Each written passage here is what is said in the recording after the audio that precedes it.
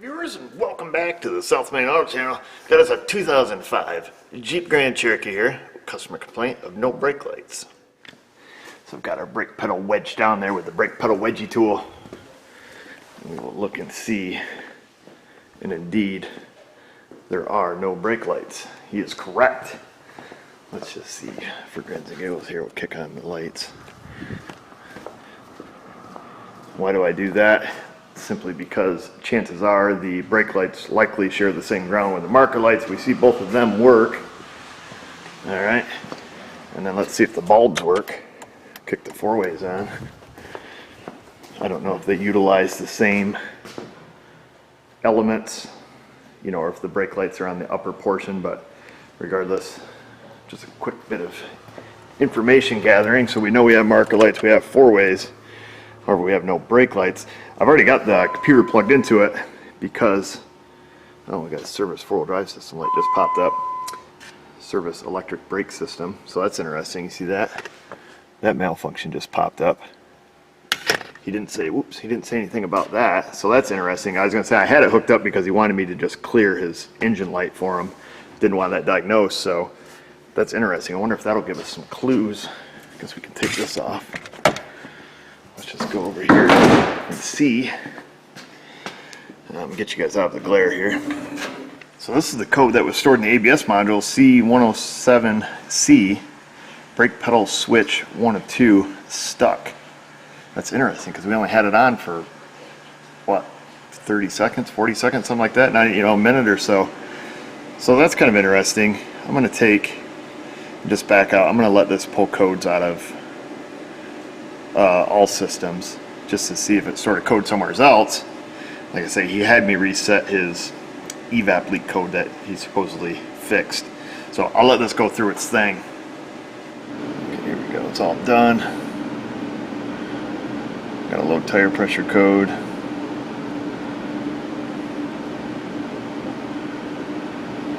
And that brake pedal switch stuck code. And that's it. So that's pretty interesting. Huh. I don't know what the criteria is on it. Regardless, we're still going to look into just the brake light circuit. We're not going to get totally blown away by this. We will look in the front control module here because that's where the input should be. Also in the ABS module, but I believe it's going to be in this front control module too. I guess we'll select all data items.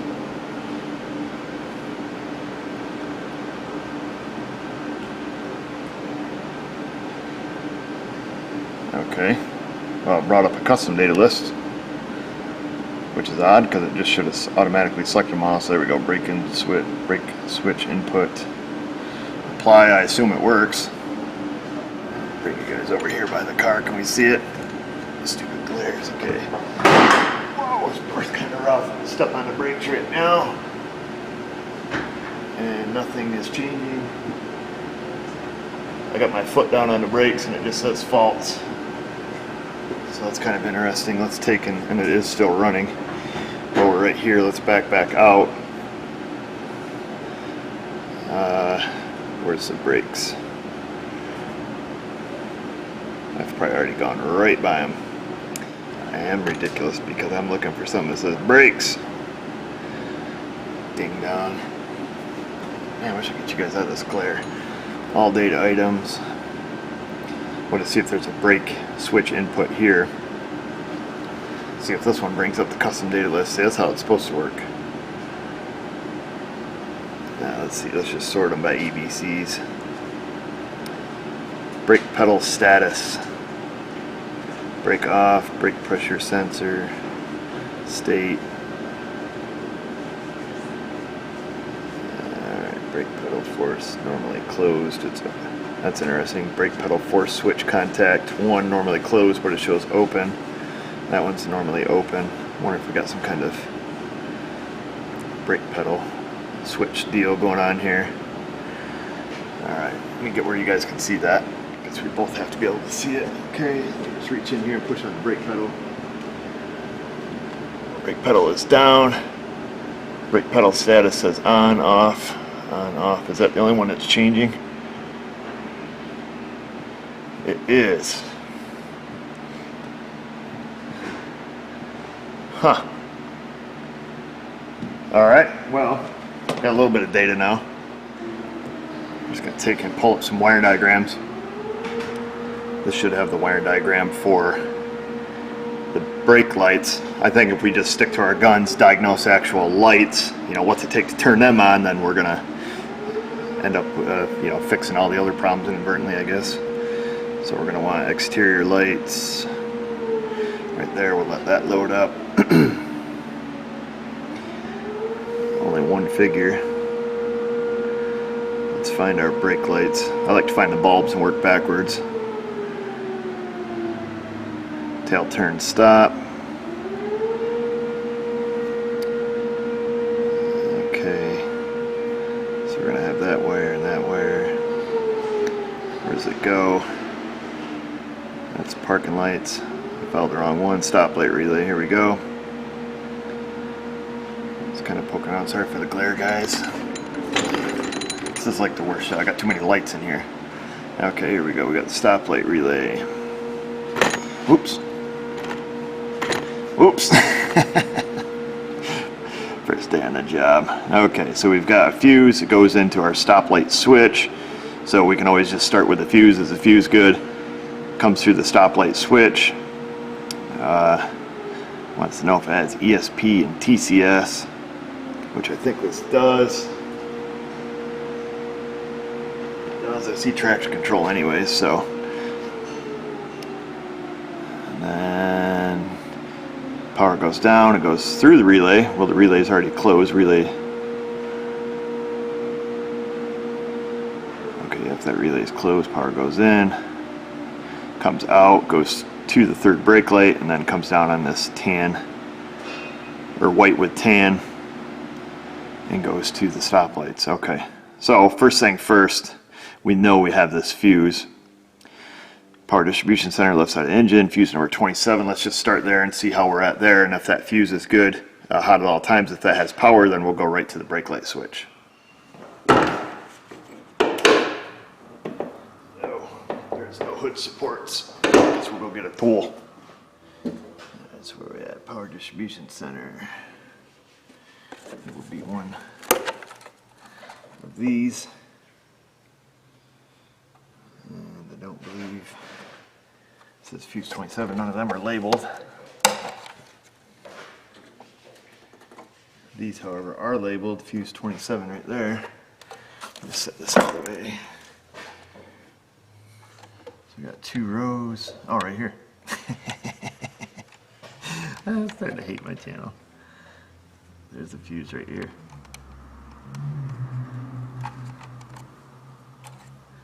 And some duct tape. Oh. Ew. Let me get a light. Oh, yeah. That is looking pretty gross. Let me show you what's up. The fuse is not missing in this case because I would pretty much quit making electrical videos at that point. However, it is nothing but green pus. Enhance. Enhance. Whoa. There it is. Hopefully you guys can see that. Is it focused? Looks like it is. It is nothing but a white glob. Looks like probably the blades of an old fuse are busted off in there. So right here's where we're looking in case you're not looking in the same spot. This truck is kind of a beater. We might go to plan B here. Let me get a hold of this guy.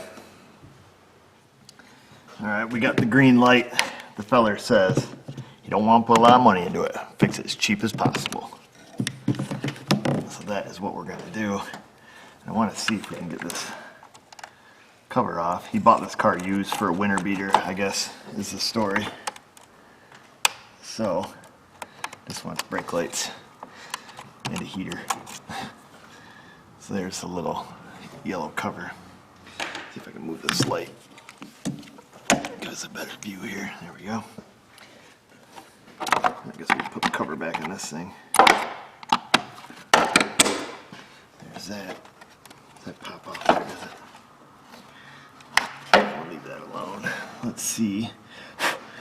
One of these is probably going to be full-time power. I'm just wondering if we can poke these terminals down and just feed them out up around here, and then just put a little external fuse on it. Because the rest of these don't look too bad. I mean, they're a little crusty. I don't even know what these other fuses run, but they're not, certainly not as bad as this one.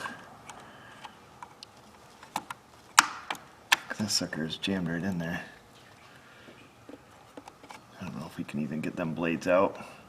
We can get out, kind of clean these connectors up and reuse it, I don't know, but not looking too promising. And it looks like the latch is, well, latch was there.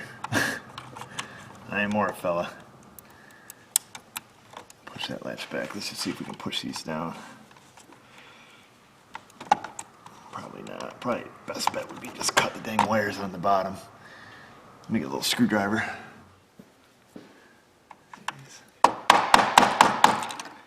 Oh man, no, I don't think it's gonna help.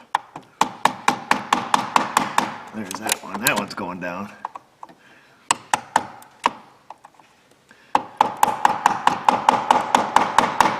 Hey, that one's going down now. Yeehaw.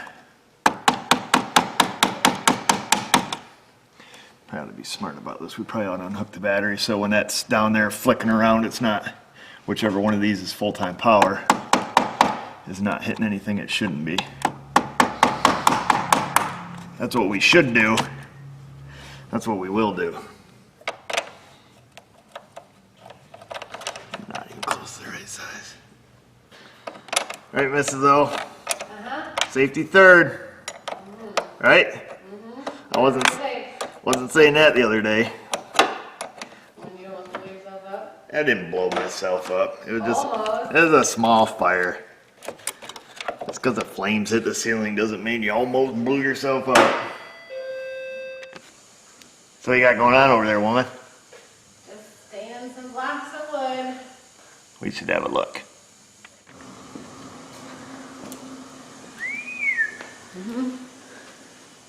You said it was okay to make a mess in your shop, right?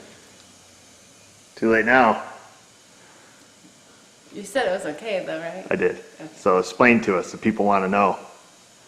They're reindeer. Reindeer. Yeah. Do you have a finished one that we can see, or are you just going to make us wait in anticipation? You're gonna have to wait, I don't. It's all up here. Oh, They're gonna get ears and antlers and noses. ears and antlers and noses. Yeah. They're gonna be super cute. Super cute. Good, I'm excited. Yeah, I'm sure you are. I am. I'll try to contain it. Dancer, is he your favorite reindeer of all? The answer is yes. That's what I thought. You know me. You can't sing Rudolph on the YouTube. It's copyrighted. I didn't say it. Just saying. All right.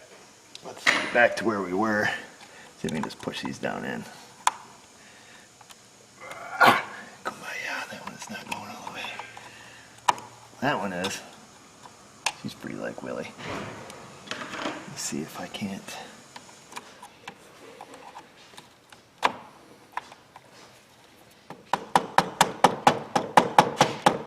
They are so crusty.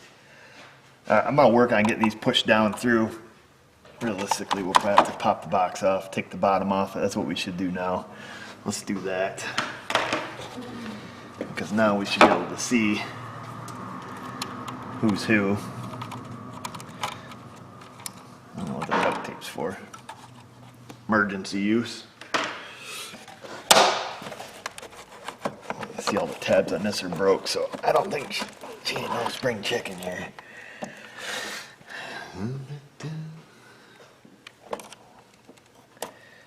I don't think it's gonna be the first time a Chrysler gets a fuse bypassed because of corrosion. Or a relay, or whatever. There's that cover. There we go. Should be able to take that off now. Ah, she's all taped to the harness. Let's see if we can do it without cutting the tape. Whereabouts are we? Yeah, we're gonna have to. So there's always that problem with the camera. thinking you're recording when you're not recording, and recording when you're thinking you're not.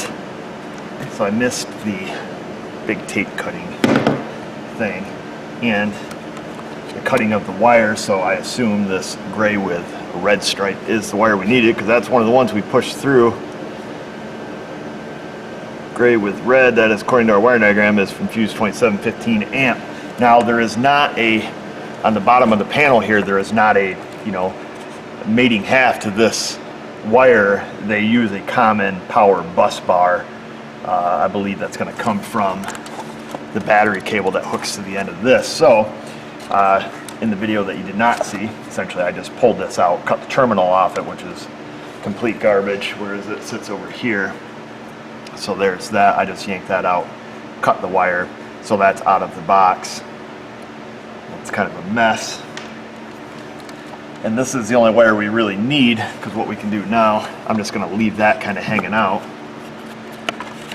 Letting it hang out there, and then we will snap this back on. Get the wires fed back through it here, and we'll throw a zip tie around that. And then what we'll do is we'll get a fuse. I don't know if I've got a little mini fuse holder here or not. I probably do. We'll take a look. Let me get this clipped back on. Okay, that's clicked back on. Hopefully we're still in frame here. Set this kind of back up on here, even though I know all the tabs are broken. Just kind of along for the ride. We've got our wire right here, and we should be able to open this back up, because these two battery leads are the ones that are going to, they provide all the bus bar power through everything here, and then the fuse goes in, and then the other side of the fuse is, the circuits in which it feeds. So what we can do is just take this circuit. We should be able to check and see if this actually works now. Let's just take, I've got my cutters right here, grab some wire strippers, but let's just see if we can't pull a little bit of wire off this. There we go. We'll get a 10 mil, we'll just pinch it underneath that, unfused, raw dog for a minute. See if our brake lights and stuff work. Probably shouldn't do it unfused in case it doesn't, because things can go up in smoke pretty dang quick. So let me just grab a fused jump wire. I suppose if we wanted to, like I say, we're going to take and stick a mini fuse in here, 15 amps, so it's the same as what the circuit was made for. We can jumper it off any one of these open fuse terminals, I suppose. But chances are we'll just probably put a ring terminal on it and stick it on here. It is just a beater truck. It'll still be fused. It'll still work as designed. I have no idea what this fuse holder here is for. Likely somebody else has already bypassed something. Pretty common problem on these boxes. How freaking lucky is this? I walk upstairs because I knew I save a bunch of these from kits and stuff that come in. This one is pre-terminated. Already has a butt connector on it and 15 amp fuse in it. It's like it was meant to be. A little beam of light came down. Oh! So let me just undo one of these. We don't have to do anything fancy here, folks, so before you ride me about not doing anything fancy, I know that ring terminal is not the correct size, however, it's going to work in this application. The price is right. So we'll line it up so it looks decent. And we can still close the lid. Alright, we'll snug that up good. Being that we've already stripped the wire, we'll stick that. Everybody following along what's going on here? Stick that right in there. And this is a full-time hot circuit. Like I believe everything in this box probably is also, because it's going to get direct feed from there. There may be some switch ignition inputs, yeah, because it's got relays, so there's got to be other wires coming in there. And yes, I know the blue butt connector is not the proper size for that wire. It held good. I've got our heat shrinker. Shrink that down, then we'll hook our battery back up, see if this fuse blows, but I'm sure the problem on this car. At least it wasn't a missing fuse, because I'd feel really weird showing that video again. The fuse was missing, however, it was still in the box.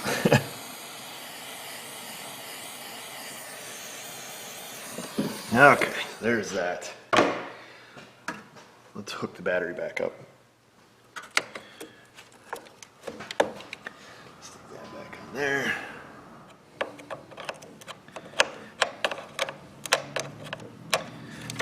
Okay, that is snug back up.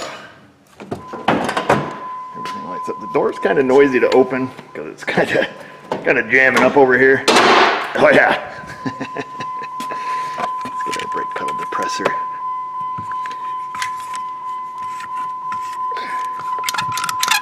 Ah, the tools they've made out of caulk guns. There's that. Ta-da! No third brake light. And that answers our questions. The turn signals and brake lights are separate. Of course, we saw that in a wiring diagram too. All right, well, we've done what we've came here to do. And that was to fix his brake lights like he asked. What we'll do with this little rigmarole over here.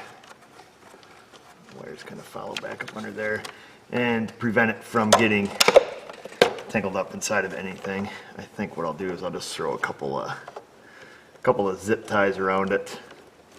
Probably stick a piece of tape on it just to label it so people know what fuse it is, but from the sounds of it, this car is only going to go through one New York winter and then go to Jeep heaven. So we'll do that. We'll throw a couple zip ties around that. That'll stay down there. Like I said, I'll put a piece of green tape on it and label fuse number on it, whatever number it was, 27. Just so if somebody else in the future is looking to do some circuit repairs and kind of want to know what this monkey business is, at least they'll know. Get up there. I guess we can put this thing back on. What the rest of the fuses. Call it a day. So we'll leave it at that, folks. I know some of you may not agree with that kind of fix, but like I say, this thing's pretty rough. He's peed oil on the floor and has some other issues. He just wants to get through the winter without destroying his other vehicle and then, you know, junk this thing when it's over or sell it to the next guy. So that's why we did that. Technically, yes, it needs a new fuse box. You know, it's kind of a ridiculous repair. I think he said he paid $500 or $800 for this Jeep. So, you know, it is what it is, and I'm not the first person to be there. Let's see this. Oh, actually, this wire here, where we wonder where the mystery fuse is not even hooked up. So whatever accessory it was is unhooked at this point, and we'll leave it that way. That's the way it came in. Of course, I'll, you know, button that stuff up with some zip ties so things aren't getting burned up on the manifolds or, you know, rubbed through on something else they shouldn't. I believe Jeep has a fix like this for the newer models with the tip-ums where the fuel pump control module that is built into the integrated circuit board goes bad. They actually have a kit that you can, you know, go in there, take the wires out, the control wires and stuff, wire it up to an external relay. That way you're not forced to buy an entire tip-um. I've seen these come in with the horn circuits bad, you know, fuel pump circuits. Those are your two biggest ones. Any circuit that runs through there, if this happens, well, you know, that's your option right there. You can either cut the wire going into it, wire it up externally. I've done this on like older Lincolns that used to have the fuse box sitting up there.